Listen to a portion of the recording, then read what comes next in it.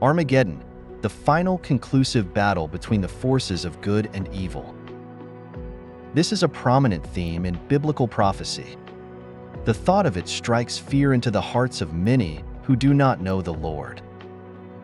However, for those who belong to Him, the thought of the end of time here on earth is simply a reminder of our eternal bliss when we will live in His presence for eternity.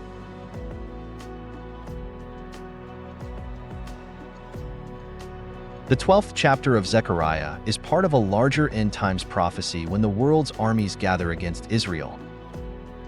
This is the battle to end all wars, the Battle of Armageddon. In an awesome display of supernatural power, the Lord God Himself will be the very strength of Israel. God promises to not only defend and strengthen His people, but to impart His divine force and completely overpower all of Israel's attackers.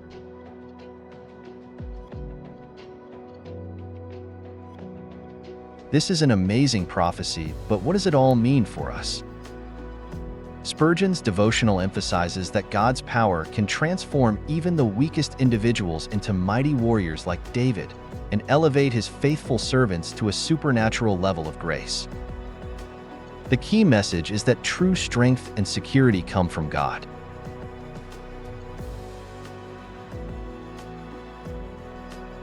Rather than relying on physical fortifications or human abilities, believers are encouraged to trust in God's ability to make them strong in inward might. This strength is not only for personal protection, but also for the advancement of God's kingdom.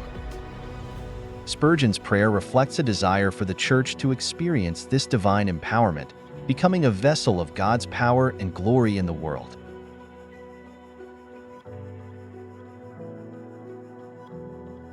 Let's read verses 6 to 9 of Zechariah 12 to gain insight into this.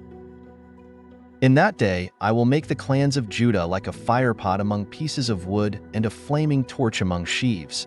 So they will consume on the right hand and on the left all the surrounding peoples, while the inhabitants of Jerusalem again dwell on their own sites in Jerusalem. The Lord also will save the tents of Judah first, so that the glory of the house of David and the glory of the inhabitants of Jerusalem will not be magnified above Judah. In that day, the Lord will defend the inhabitants of Jerusalem, and the one who is feeble among them in that day will be like David, and the house of David will be like God, like the angel of the Lord before them.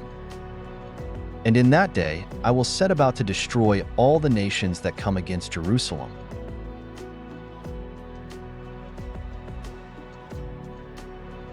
Charles Spurgeon focuses on the powerful message found in verse 8 in his devotional reading from the Checkbook of the Bank of Faith. In that day the Lord will defend the inhabitants of Jerusalem, and the one who is feeble among them in that day will be like David, and the house of David will be like God, like the angel of the Lord before them. One of the best methods of the Lord's defending His people is to make them strong in inward might. Men are better than walls, and faith is stronger than castles. The Lord can take the feeblest among us and make him like David, the champion of Israel. Lord, do this with me.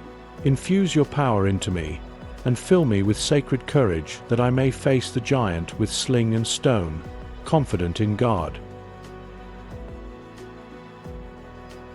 The Lord can make His greatest champions far mightier than they are. David can be as God, as the angel of Jehovah.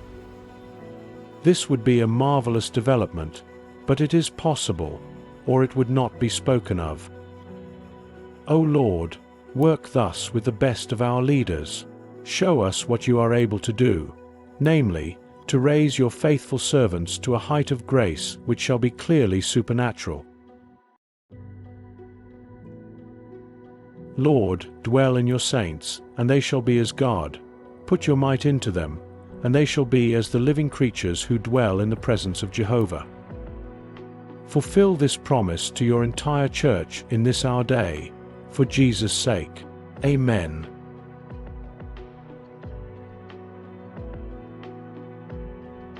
What an encouraging word today.